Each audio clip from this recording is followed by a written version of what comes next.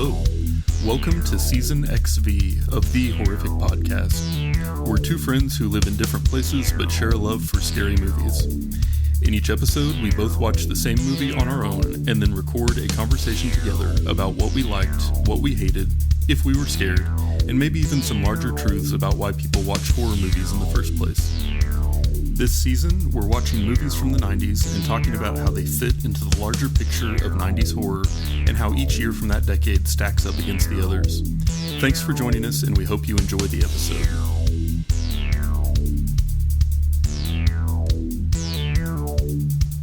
Kind of crazy to think that we're almost all the way through the 90s. Again. Yeah. We lived it and then we revisited it. But yeah, this season we are going through each year of the 90s and watching two horror movies from that year. And then I guess specifically what we're looking for along the way is the hidden gems. The 90s generally have not a great reputation for horror movies, especially the early 90s, because there were a lot of cash grab, low budget sequels that are just hard to watch now. But that's not all the 90s has to offer.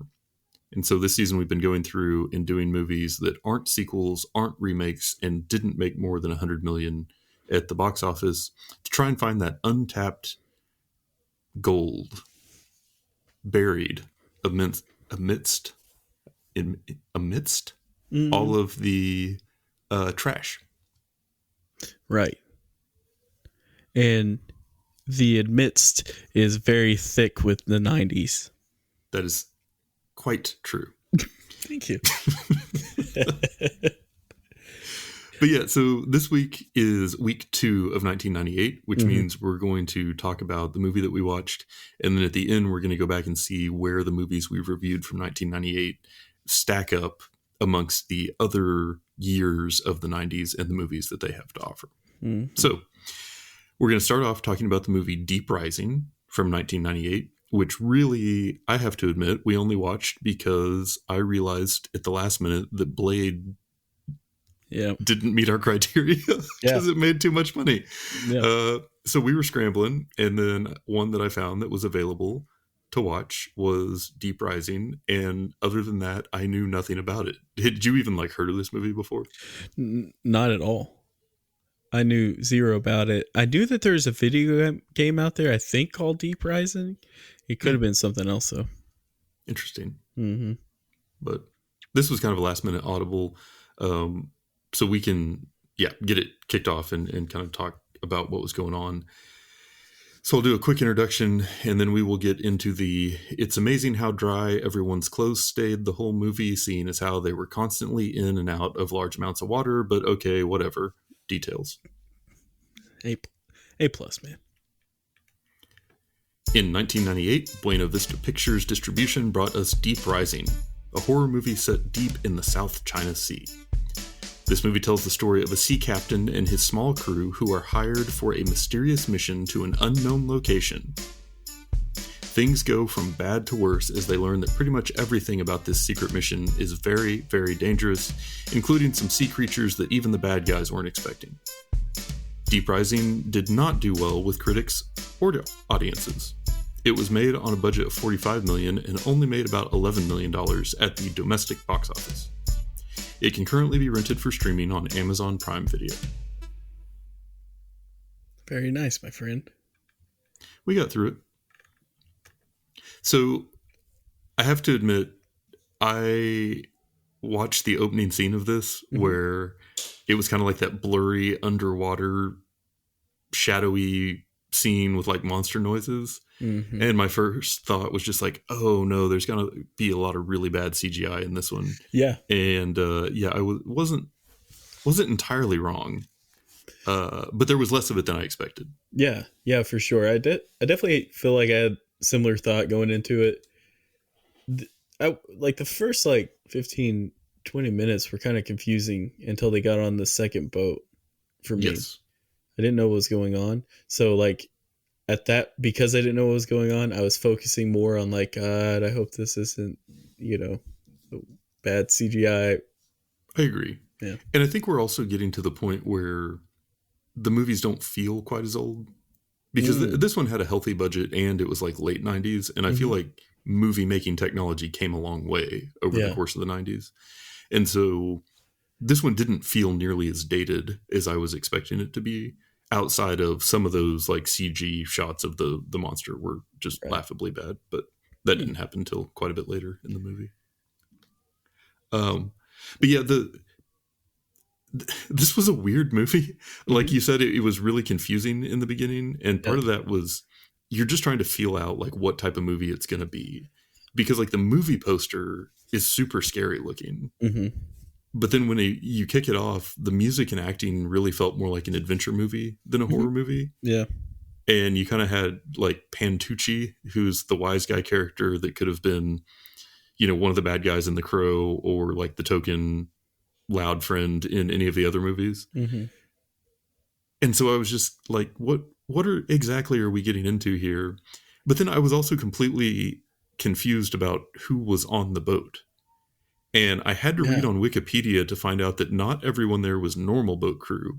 It was supposed to be a group of mercenaries that hired a small boat and its crew to take them out into the middle of the South China Sea.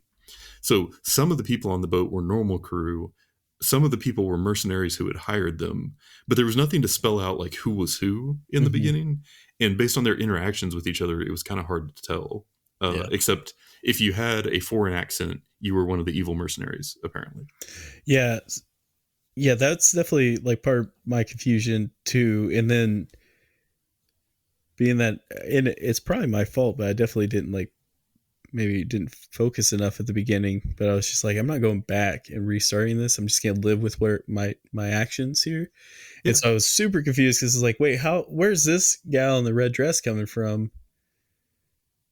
At the beginning, super confusing. It definitely kind of makes sense now that you said that. What you just read, what you read off of Wikipedia. Also, a follow-up, quick question is, why do we have to say it's the South China Sea? Like, there was no it was just all in water. It could have just been deep in the ocean. So I think it had to do with that, I guess, underwater like mountain range that's in that area, where they were saying that there were like really, really deep like valleys and stuff in between them. So I think the idea was that they'd picked a location where theoretically there are areas in the ocean where like submarines and stuff can't go that deep. So there could be mysteries down there or something. But to your point, they could have said it was like anywhere in the ocean that was over. Like tying it to that did not make it seem more realistic, nor was that the goal of the movie.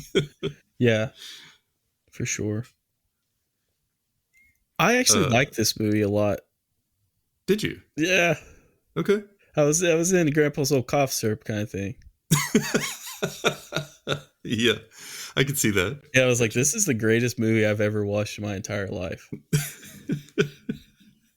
I'm not kidding. I actually really liked it. I didn't like it. I didn't like the first like 20 minutes. You know, once they got like on the other boat and started discovering what's going on, from that point on is when I was focusing. Before, I was like kind of like just trying to write stuff and just kind of tinkering around because my ADD. Yep. And then the gummy kicked in and it was like, this is awesome. I'm here for it. So when you're like the bad CGI, I was like, damn, I actually liked it. No, just kidding. Yeah. You're like, seemed real to me. Yeah. It's definitely because it's a 90s film. Like, this is 90s film through and through, in my opinion. Absolutely. Yeah. Where it has the cheeky jokes and just like, you know, kind of little gnarly acting here and there. You know, happy ending of sorts. Well, kind of happy ending of sorts. Technically, no. Like I felt like they could have played the Benny Hill theme at the end too. Oh, at the end, yeah. You know, like it didn't feel scary. It was just like, oh, what have they gotten themselves into now? Well, yeah, because of like the last comment too, because he's like, yeah, exactly. Yeah, yes. You know, that's the piece. But if they just left it there, it's like, so like throughout this film, I was like, are they trying to be funny? Like, I didn't like that piece of it because I was like, some of it is just like out of place. It doesn't need to be said or acted upon or whatever. But yeah, I didn't think it was nearly as bad as I thought it was going to be. uh, after the first 20 minutes. Like the first, I was like, how am I going to survive this? And then like they got onto the cruise ship or whatever, the yacht or whatever that thing was. And it was like, oh, okay, like here's what we're here for kind of thing. So. Yeah, and I mean, it was a very watchable movie. It definitely, kept the story moving and had plenty of action and stuff. Some of it was very over the top and goofy, but oh yeah. And there was one scene that made me laugh harder than anything we've seen in any movie so far this season, but we'll come back to that. Nice. I wanted to ask you specifically to talk about how this movie was horror and like the subgenre it would fall into and that type of thing. Yeah, this is a little difficult because like you're saying, at times it was 100% just like an adventure movie. And what I mean by that is like Princess Bride, where it's like almost, well, it's, a comedy of sorts. It kind of reminded me a little bit of like I thought that this was like a playoff of like Spaceballs in a way, like just, yeah. I'd say like once, so when they're at the door, I don't know how to explain it. So when they all see and realize that like, hey, this is an actual like when they're all understand that this is a problem and it's not like it's that sea monster or the octopus thing, whatever it's called.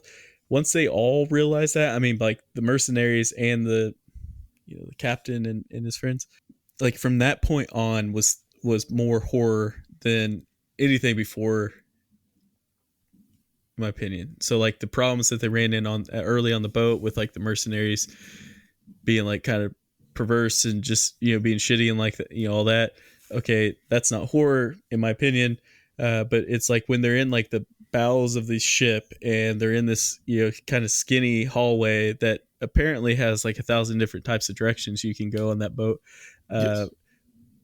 And you don't, also didn't necessarily understand why they're like it could be anywhere, because everything that tried to attack them was huge. Like there was no like there was no like small mini alien ripping out of the chest of one of the characters. Like this is a big thing, so like that's how that's where it's at. But like they are like running through the hull or whatever it is, the deck of the boat, and you don't know if it's gonna pop out of all of a sudden. Once they start shooting it and it kind of goes away, I'm like, oh, that's kind of whack, because you want the guns to not really work, kind of thing, because that will add to the suspense and like stress and the horror of the. But I would say it categorizes in, I'm gonna say in a way, adventure horror comedy. Like I have to throw in comedy, even if they didn't mean to, because they were trying, at least in certain parts, to make you laugh, and it didn't work necessarily for me, but I gotta throw that in there.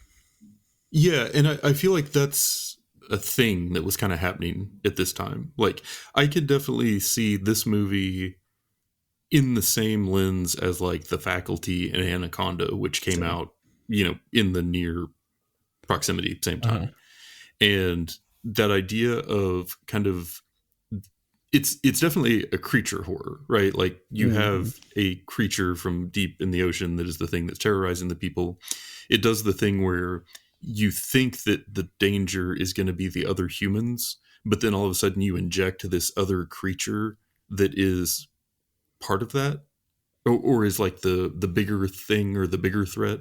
So even the bad humans that thought they were in charge are really not as in charge as they think they are because of this other creature, which, obviously like the similarities to Anaconda go a long way on that, is where we're in this remote part of the world. And then, you have these people with their own motivations and things. And then you end up with this creature or set of creatures who are really big versions of naturally occurring things that wreck shop. And I think that progression of there's like that tense feeling on the boat because the mercenaries are dangerous and you don't know what they're going to do to the captain and the crew, to you don't know what they're going to do to all the people on the cruise ship, to oh, now we're all trapped in the cruise ship and we have to help each other get out because that's really the only option.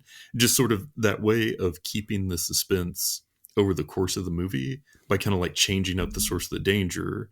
And also even just in the way that they revealed the monster, because people were getting sort of mysteriously killed for a while. Mm-hmm. And then it was like 54 minutes in before you could finally have like a clear view of one of the tentacles. And then it was like after that before you saw one of the faces even. So it was pretty far into the movie before they like revealed the monster. And then there was like the large parent monster, whatever the giant thing was in the bow of the ship. And so it did an interesting job of like continuing to add new elements for you to be worried about, which is generally a pretty effective way of managing the pace in a horror movie.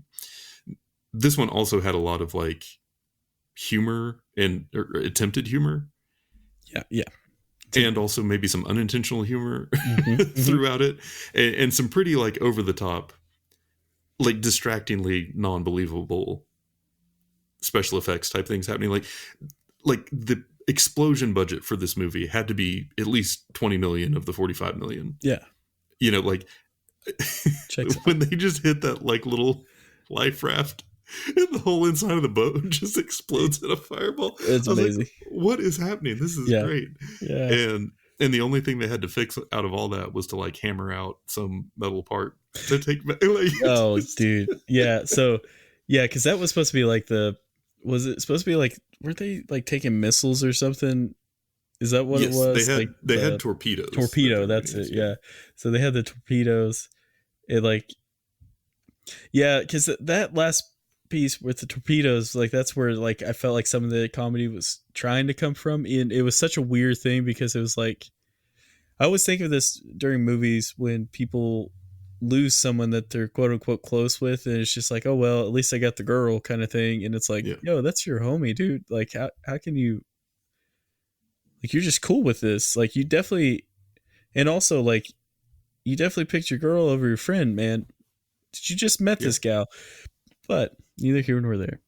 I forgot about the piece where they are taken, like, before you see the monster, how they're like taken. Yeah. Out from kind under of like the water, picked off one by one. Yeah. Mm-hmm. And so that definitely adds to the horror aspect there. But this movie also has Wes Studi in it. He's an Oklahomie. We just got to shout out him. Yeah, he's from, I think he's from Muskogee, or what Muskogee was called before Muskogee,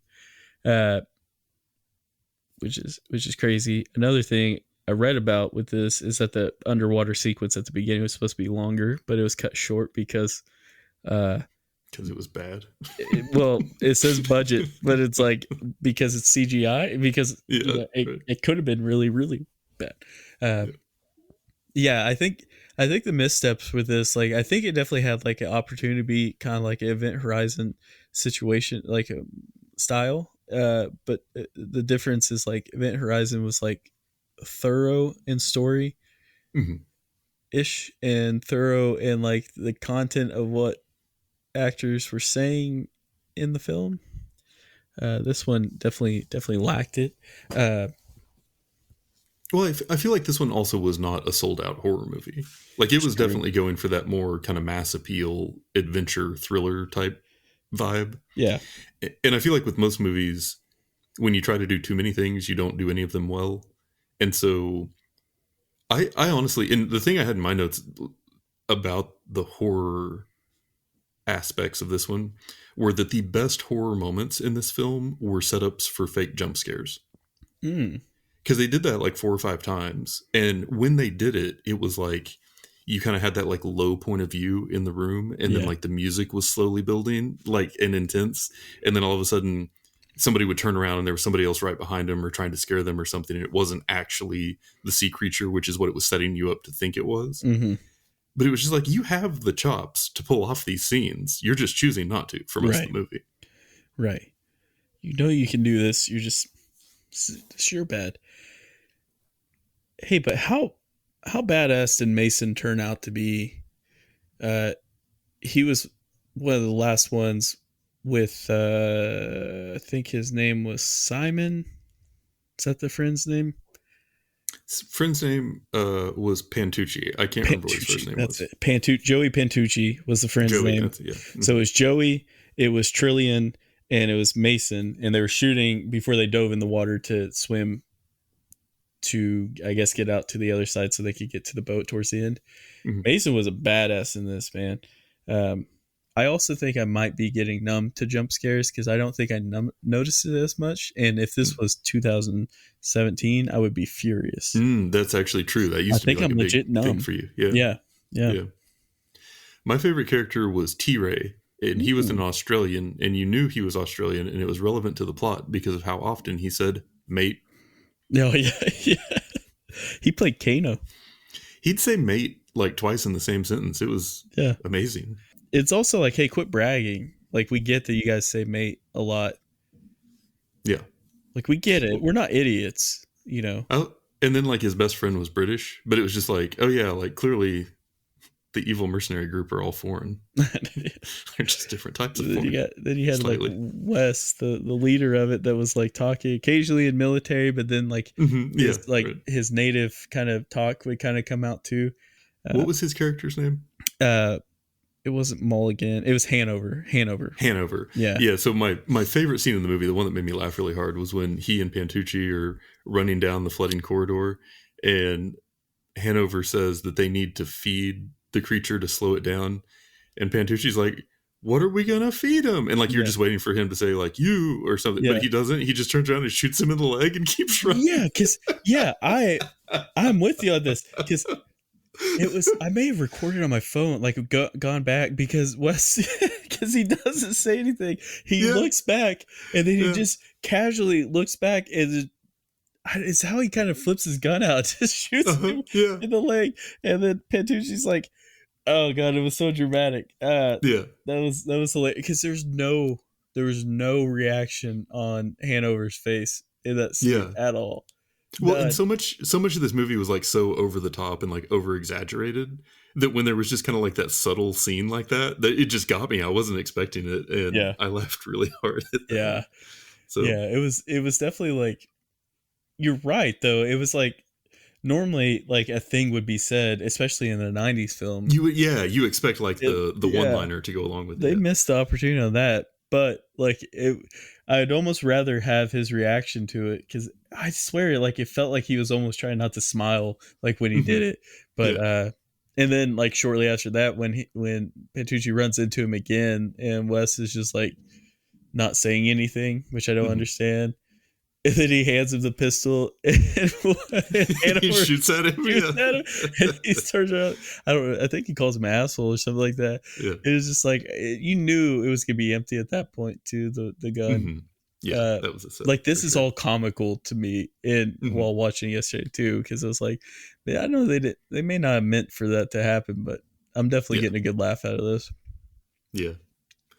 Well, I guess kind of at the end of my notes, I had originally typed, did this feel like a worse version of Anaconda to you? Because it seems like a very, very similar type of movie. I just didn't like it as much. Yeah, let's do the math. So you have the captain, John Voight, and Wes Studi, that are losing their accents. Yes. Here and there. They're both... Well, one of them's purposely going. This is definitely a very, very similar film experience to Anaconda for sure. I just think Anaconda was a little more serious about being a horror movie, and so that made me like it more. Yeah, they definitely tried more on that one for sure. This one felt like a fantasy in a way too. Like, it was just all of the above. And I went back and added another line at the end of my notes that was, alternatively, was this what Arachnophobia would have been if Jeff Daniels wasn't in it? Ooh. Because you know what I mean? Like, just the idea of the story is ridiculous, but I think we both kind of enjoyed Arachnophobia because, and maybe it's different because we could like envision ourselves in that. Yeah.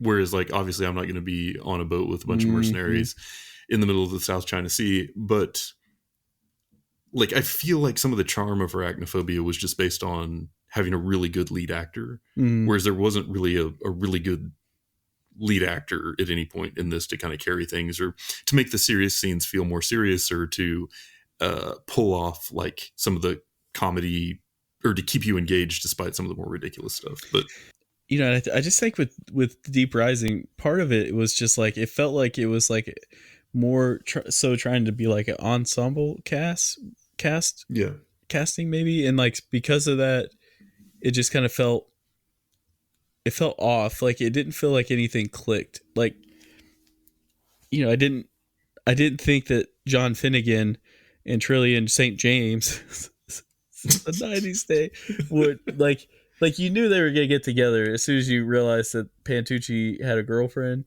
It was like, oh, the captain doesn't, so he will have one by the time this is over with. Sure enough, that's what happened. But it just didn't seem like they all clicked. Like it didn't. Everyone except for Mason and T-Ray basically just weren't in the right character in a way. Yeah, and it was kind of like jokey adventure creature horror. So if you're looking for like a serious, intense horror movie, this isn't going to be it. But it's got its entertainment value, I guess. Yeah. I mean, don't rent it until like watch, like stream it if you already have the streaming service or if it's on Tubi. That's my recommendation with it. Like watch it first before you realize. Did you have anything else in your notes before we get into the rankings? No, I don't think I do. Okay. Well, I think I forgot to say this last week, but the one movie from 1998 that we had previously recorded an episode on was The Faculty. So that means that our movies for 1998 for the rankings are The Faculty, Dark City, and Deep Rising. I think The Faculty is probably my favorite of the three. Dark City is in the middle, and then Deep Rising is at the bottom. But overall, not a bad overall collection. You like Dark City more than this one? I did. Oh wow. Yeah, but I tend to like sci-fi more than you do, so it's just kind of respectable. Respectable. So where we had landed before was that in number one we had 97 that had Anaconda, I Know What You Did Last Summer, Event Horizon, Funny Games. Number two we had 1991, which is People Under the Stairs, Silence of the Lambs, Dead Space, Ernest Scared Stupid. Number three was 96 with Bad Moon, Pinocchio, rough start, but then From Dusk Till Dawn, Scream, and Mars Attacks. Then we had 1990 with It, Jacob's Ladder, and Arachnophobia. And then in 1992, we had Man Bites Dog, Lawnmower Man, Candyman, and Ghostwatch. And then I'm not going to keep going through all of them, but the one that came after that was Rumpelstiltskin, The Fear, and The Quick and the Dead. I think that 98 is probably pretty clearly better than 95. So then that means the next couple that are up are 92 with Man Bites Dog, Lawnmower Man, Candyman, and Ghostwatch, and then It, Jacob's Ladder, and Arachnophobia. But I did go back through our old episodes, and I realized that I had missed some 90s movies when I was putting together the list of ones we'd already done. So for 1990, it's actually It, Jacob's Ladder, Arachnophobia, and The Witches. Oh, The Witches. Was it the kid? Yeah. Kid one. Yeah. And then 92 was Man Bites Dog, Lawnmower Man, Candyman, Ghostwatch, Bram Stoker's Dracula, and Army of Darkness. So for me, The Witches kind of drags down 90, but the two on 92 don't really move the needle for me on it. I agree. Yeah, it doesn't. If Man Bites Dog wasn't part of this conversation, 92 would be a lot higher. Like I said on that episode, it's like the first one I was just like, I'm good. Like this doesn't bring anything to my life. So I definitely personally would put 92 before 90. Oh, okay. Or right. I'm sorry, I said that back reverse. I would have 90 ranked higher. Okay. It's better than 92. Okay. Gotcha. Ooh, but so this, you said that you think that this would go after 95. Well, I think it's better than 95. Oh, better than 95. Yeah. So the question is, Is The Faculty, Dark City, and Deep Rising better than Man Bites Dog, Lawnmower Man, Candyman, Ghostwatch, Bram Stoker's Dracula, and Army of Darkness? No. Okay. Not for me. What about for you? I struggled with it. I kind of went back and forth on that one. And so I am happy to not argue too much, because we are going to come back at the end and like review all these. And once we've like seen the whole thing, have a chance to shuffle a little bit.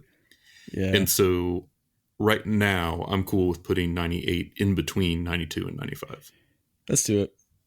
Okay. Let's do that. But when we come back, I want to review 98. This is more difficult than it was for 97. Yeah. And I think part of that is just like 98 doesn't have any real stinker. Like there's no Rumpelstiltskin in 98. You know what I'm saying? Right. So yeah, but cool. No leprechaun in this one. Yeah. No. But, so that what order does that make that for the listeners? Okay. Now? So from best to worst, we have 97, 91, 96, 90, 92, 98, 95, 94, and then dead last is 1993. Perfect. So yeah, we will be back next week and kicking off the beginning of our 1999 movies. Ooh. Isn't that crazy? That's the last year. Party like it's 1999. Smoke them if you got them. Mm-hmm. Year 2000's coming. Use your 2-digit year markers before they malfunction. Y2K is going to ruin the world. And that's it for today's episode. If you've listened this far, then thank you, and we hope you've enjoyed it. We're always looking for new ideas, so if you have any questions, comments, or movie suggestions, please send us an email at thehorrificpod@gmail.com. Or hit us up on the IG. That's what the kids call Instagram. Just search for The Horrific Podcast. Thanks for listening.